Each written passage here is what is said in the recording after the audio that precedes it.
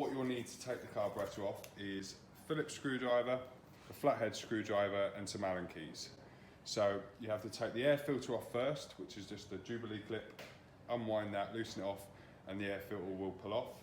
Then you need to take this black plastic piece off here. What you'll need for that is a Phillips screwdriver. There's two little screws, unwind them, and that will come off.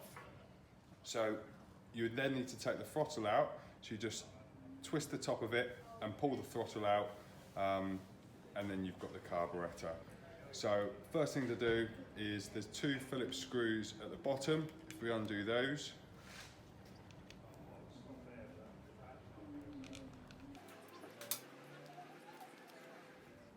when we take this off, make sure that you don't lose any bits. Do it very carefully. There's the float in the bottom.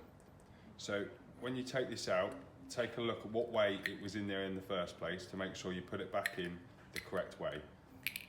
There's like a little ridge on the bottom. That sits at the bottom, so that's the way it needs to go back in.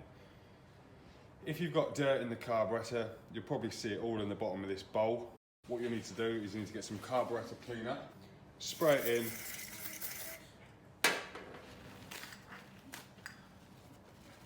get some blue roll, something like that, and give everything a good wipe out to make sure that there's no dirt, or if there's water that's managed to get in the fuel, make sure it's not at the bottom, make sure they're clean.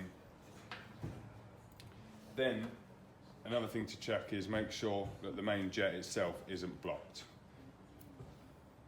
So you need a flathead screwdriver and undo it, turn it anti-clockwise.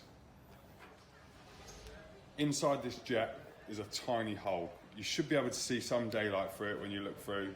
If you can't, then you know that that's blocked. That's going to be the issue that you've got wherever your bike doesn't run or doesn't even start. Spray some carburetor cleaner in there, make sure it's clean. If it's still blocked, see if you can find a tiny bit of wire or something, can poke it through until you've got any dirt or whatever's in there out. Or if you've got an air line, you can always blow it out and that should clear it straight through. Spray some more carburetor cleaner through the main hole here. Put the main jet back in. Just nip it up, don't do it up too tight because you'll end up stripping the thread and then the carburetor will be no good. Another thing to check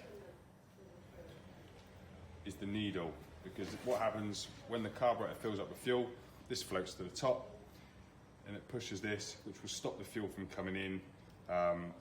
If that's stuck sideways, for instance, what's going to happen is fuel's going to keep coming in and then it will start coming out of the overflow pipe. So we hear quite often that there's fuel dripping out of the bottom of the carburettor when the fuel's on and the bike's not running. That will be 99% of the time it's because the float is stuck sideways. So just make sure that that's not wedged in or it's not broken, it's got a crack or anything like that. Make sure that the needle moves freely and then it can all go back together. So that ridge needs to go at the bottom, drop that in. Then we've got the gasket.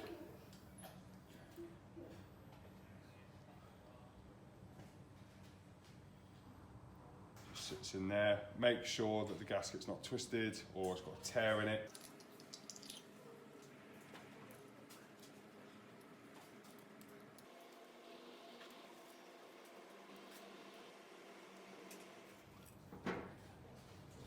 Put the overflow pipe back through this little hole, and that's that. Make sure everything else is clean. When you put it back on the bike, the throttle body itself, there's two little grooves. You'll be able to see when you're looking through the top what way it's got to go in, but it will only go in one way. When you've put it back on, you've done it up, before you put the air filter or anything back on, twist the throttle and make sure you can see the slide moving up and down. Another thing to talk about whilst we've got the carburettor off is when your bike's running, if the tick over is too high, this is the tick over screw here.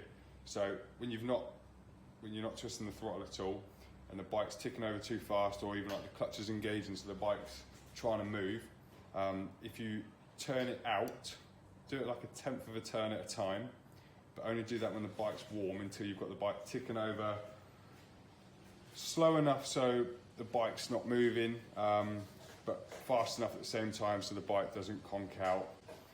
Just just keep on adjusting that. It's just trial and error until you get it wherever it needs to be at, so the bike ticks over properly.